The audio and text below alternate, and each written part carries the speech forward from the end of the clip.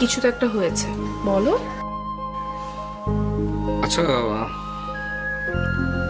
আমাদের একটা বাবু হলে কেমন হয়?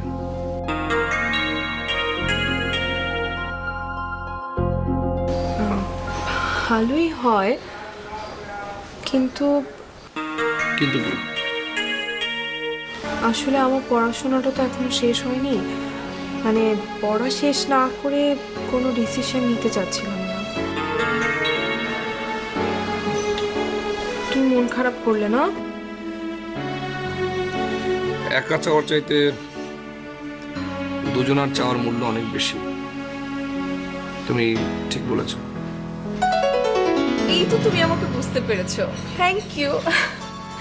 এখন তুমি আমাকে বলো তো, নন্দিতার মতো ড্রেসটা তুমি আমাকে কবে কিনে দিচ্ছ? ওরা রোজ রোজ নতুন শাড়ি, গয়না